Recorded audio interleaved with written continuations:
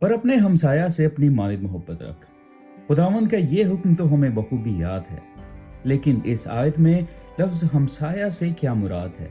ऐसा कौन सा शख्स है जिसे हमने अपनी मानिद मोहब्बत करनी है? सवाल पूछने पर जवाब मिला कि हमसाया उसको कहते हैं जो हमारे घर के साथ वाले घर में रहता हो। कुछ ने कहा कि हमसाया वो है जो कि हमारे घर में विजिट करता है या हम उसके घर विजिट करते हैं।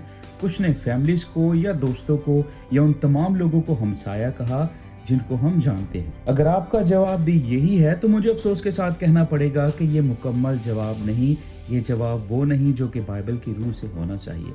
इस जवाब में हम एक ऐसे हमसाया को भूल जाते हैं जो कि सबसे ज़रूरी है और जो कि हमसायों की फहरिस्त में सबसे पहले नंबर पर आता है। वो हमसाया कौन है, जानने के लिए देखते रहिए।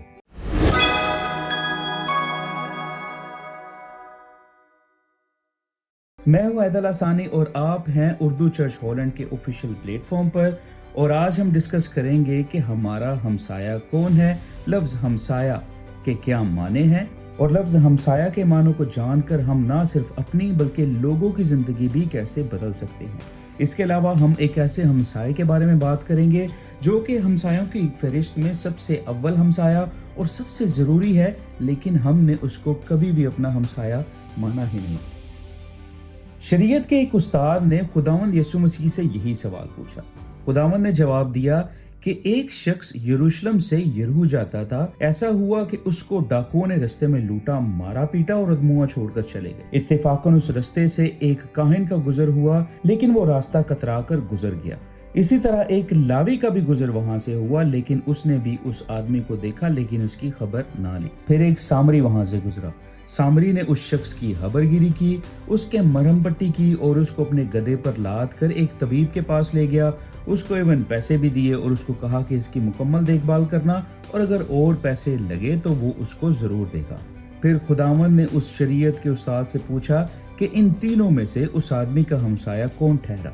उस शख्स ने, जो कि शरीयत का उस्ताद था, जवाब दिया जिसने उस पर रहम किया। अगर हम खुदावंद की इस बात पर गौर करें तो हमें पता चलता है कि हम पर जो रहम करता है वो हमारा हमसाया है, या जिस पर हम रहम करेंगे उसके हम हमसाए ठहरेंगे।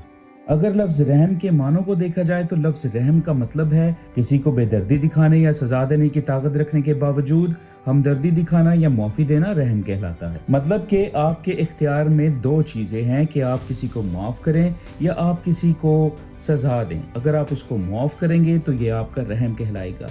इसके अलावा ये सिर्फ माफ़ी की हद तक नहीं है। अगर आपके इख्तियार में है कि आप किसी के साथ प्यार से बात करें या आप किसी के साथ गुस्से से बात करें, तो आपका प्यार से बात करना, हंसकर बात करना भी रहम के ज़िम्रे में आएगा। अगर इस दुनिया के बारे में बात की जाए तो आपका हमसाया सबसे पहले आपके घर वाले हैं। वो आपके पेरेंट्स हो, वो आपके बहन भाई हो, वो आपके हस्बैंड या वाइफ हो, या वो आपके बच्चे हो, वो आपके हमसाए हैं।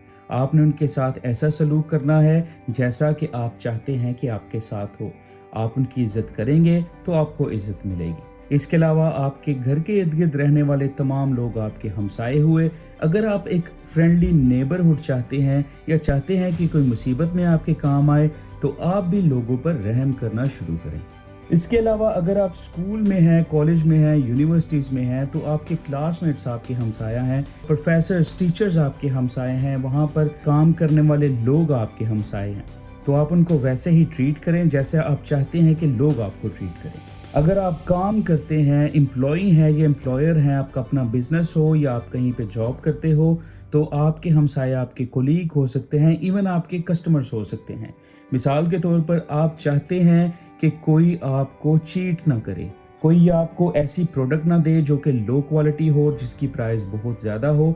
तो अगर आप किसी बिजनेस के मालिक हैं तो आप लोगों के लिए, अपने कस्टमर्स के लिए अच्छी प्रोडक्ट बनाना शुरू करें, फेयर प्रॉफिट रखें, क्योंकि आप ये नहीं चाहेंगे कि लोग आपको महंगी दाम में घटिया चीज़ बेचें। अभी हम उस हमसाए की बात करेंगे जो कि हमारा सबसे पहला हमसाया है और जिसको हमने कभी कंसिडर नहीं किया, और वो है खुदा की ज़ात।